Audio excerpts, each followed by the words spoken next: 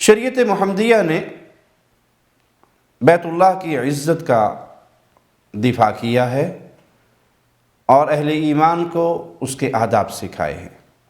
کوئی شخص بیت اللہ کی طرف منہ کر کے یا پشت کر کے پیشاب اور پخانہ نہیں کر سکتا۔ اسی طرح قبلہ رخ تھوکنے سے بھی اسلام نے منع کیا ہے۔ کچھ تو ایسی باتیں ہیں جو لوگوں نے تراش لی ہیں کہ جی قبلے کی طرف پشت کر کے آپ چل بھی نہیں سکتے، تو دیکھا ہے بعض دفعہ لوگ طواف سے فارغ ہوتے ہیں اور الٹے قدموں واپس پلٹتے ہیں، بھلے پیچھے کوئی بیچارہ نماز پڑھ رہا ہو اور یہ اس کے اوپر سے کلا بازی کھاتے ہوئے نیچے گریں، سر پھڑوا لیں، وہ مشکل نہیں ہے، لیکن قبلے کی طرف پشت کر کے واپس نہیں جانا یہ بنائی بھی بات ہے۔ اسلام نے جو آداب سکھائے ہیں اس میں کیا ہے کہ آپ قضاء حاجت کرتے ہوئے نہ تو بیت اللہ کی طرف چہرہ کریں اور نہ ہی بیت اللہ کی طرف پشت کریں اور نہ ہی بیت اللہ کی طرف منہ کر کے تھوک پھینکیں۔ آئیے رسول اللہ صلی اللہ علیہ وسلم کی چند احادیث سنتے ہیں۔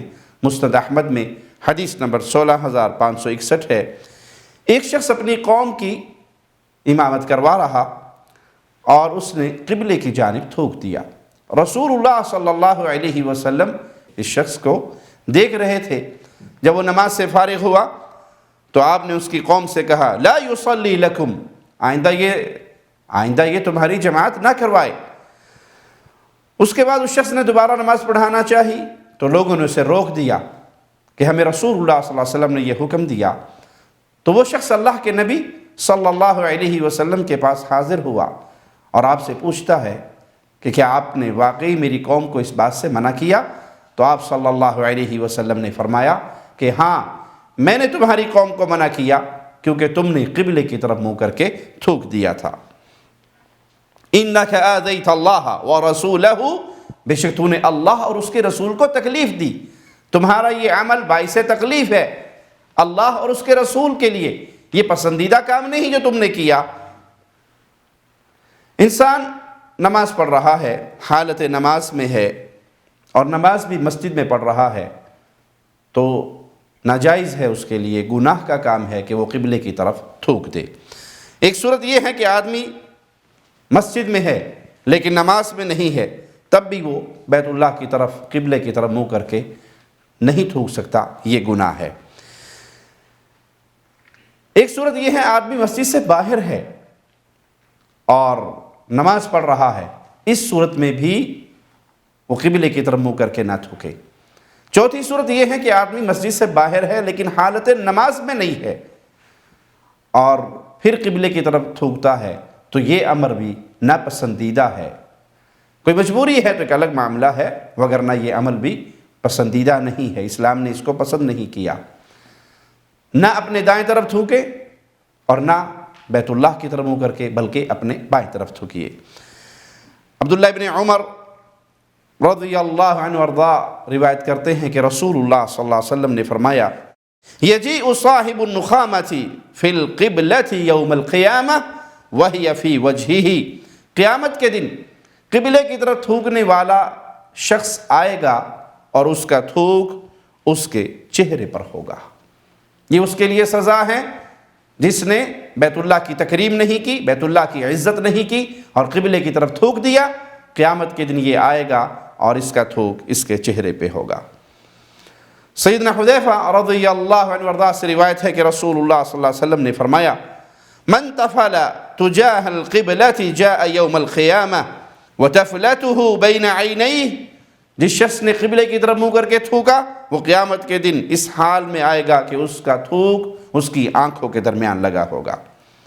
ابو ہریرہ بیان کرتے ہیں رضی اللہ عنہ وارضا کہ رسول اللہ صلی اللہ علیہ وسلم نے مسجد کے قبلے کی سمت میں بلغم لگا ہوا دیکھا تو لوگوں کی طرف آپ نے توجہ فرمائی اور فرمایا ما بال احدکم یقوم مستقبل ربہ، لوگوں کو کیا ہو گیا ہے، تم میں سے کسی ایک کو کیا ہو جاتا ہے کہ وہ اپنے رب کی طرف منہ کر کے کھڑا ہے، بیت اللہ کی طرف ہے، گویا وہ اپنے رب کی طرف توجہ کر کے کھڑا ہے اور وہ اپنا سامنے بلغم کو پھینک دیتا ہے۔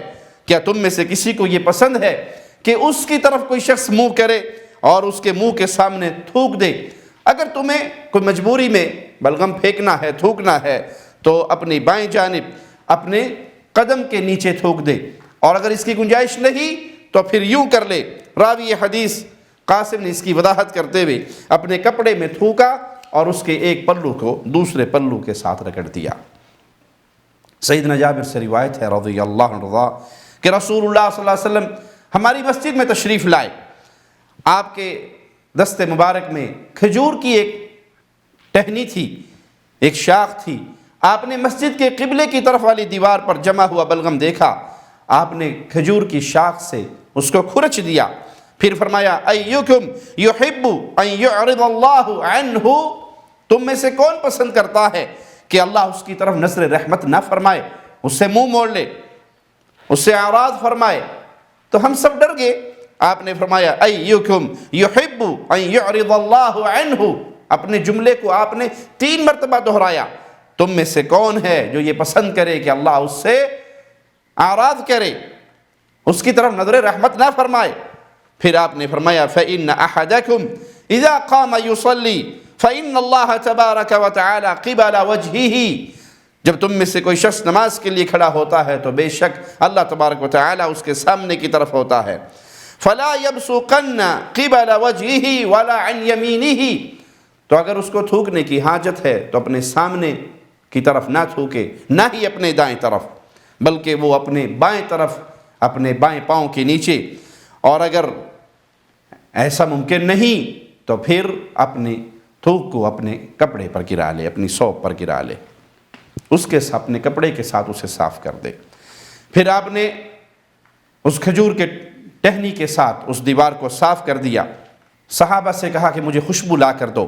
قبیلے کے ایک نوجوان اٹھا اور دوڑ کر اپنے گھر کی طرف گیا اور اپنے ہتھیلی پہ خوشبو لے کر آیا، جس کو آپ نے اسی لکڑی پہ لگا کر اس جگہ پر جہاں بلغم لگا ہوا تھا، قبلے کی اس دیوار کی طرف آپ نے خوشبو لگا دی۔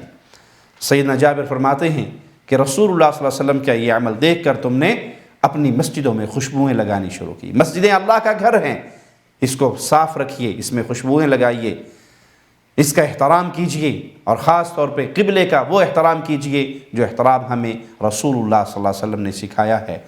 یاد رکھیے، با ادب با نصیب اور بے ادب بے نصیب۔ اللہ ہمیں پیارے نبی صلی اللہ علیہ وسلم کی احادیث پہ عمل کی توفیق عطا فرمائے۔